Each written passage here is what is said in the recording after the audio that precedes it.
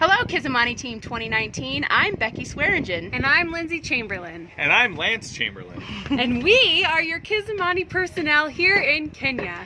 You might be wondering, who the heck are these people and why are they talking to us? Well, Lance, I'm glad you mentioned it.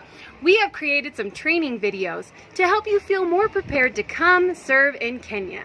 We hope that these videos will equip you to serve in a way that empowers and uplifts our brothers and sisters here in Kenya. In this video, you will also learn about some of the historical context as well as some of the nuances of the Kenyan culture that will hopefully aid you in your service here. Hey, Becky and Lance, can you guys tell me a little bit more? In the 19th century, the British colonized Kenya to take advantage of the country's rich natural resources. During this time, Indians were also brought over and used as indentured servants to build the Ugandan Railroad. You've got to be kidding me. Before colonization, there was little, if any, income disparity. The people lived in communities and took care of each other. The British introduced capitalism and westernized currency, which eventually helped to create the vast wealth disparity Kenya has now. But Kenya won their independence from the British in 1963. Well, that's only like 56 years ago. Fast math, Lindsay! Yeah, Lindsay, that is fast math. And that's right. Kenyan Independence Day is celebrated annually on December 12th. And it's called Jamhuri Day, or Siku ya Jamhuri. What are you doing? I'm jamming in a hurry. No. Jamhuri is a Swahili word that means republic. So it's basically the day of the republic. Anyway.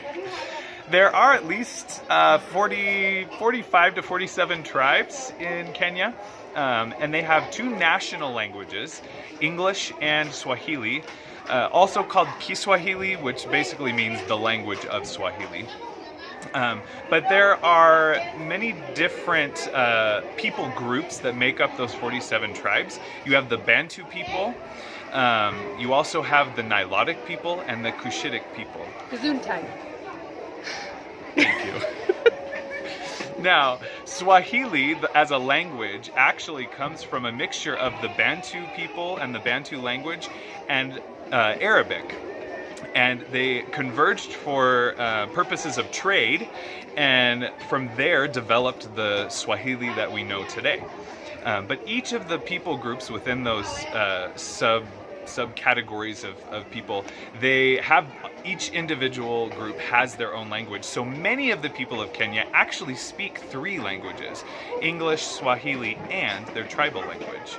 So even though Swahili is one of the national languages, there's actually many tribes of people where Swahili is not a natural language for them because they're not part of the Bantu people group.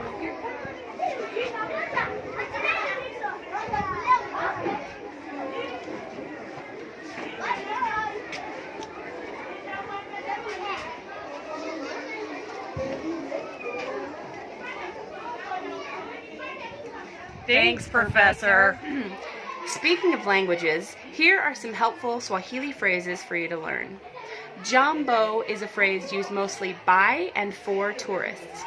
Instead, for a greeting, try Sasa. or Mambo. or Habari. or Habari yako. all of which are commonly used as greetings here and all roughly translate to how are you? Lindsay, if someone were to say one of these greetings to you, how should you respond? Becky, that's a great question. You can say mzuri, which means good or fine, or hoa, which means cool.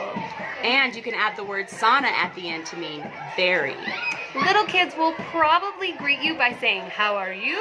And in English, you can respond with saying fine or okay. They'll also probably point at you and exclaim, Mzungu, Mzungu, which literally translates to person of European descent, but here is used mostly to refer to white people. Also, if you say hi to someone, they might respond by saying okay or fine.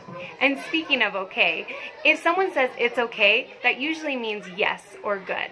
For example, you may ask someone, would you like some tea? And they would respond with, it's okay, saying yes, I would. As opposed to in America when we say it's okay and we mean no thank you. In future videos, we'll go over a few more words and phrases that would be helpful for you to know. But a way to learn more is actually just to ask the people here. They're usually way more than happy to teach you. Learning a few simple phrases and also asking your Kenyan friends here to teach you are both ways to communicate care, and they go a long way to building relationship and trust. Thanks for joining us for this month's informational video. Look forward to next month. Same bat time, same bat channel.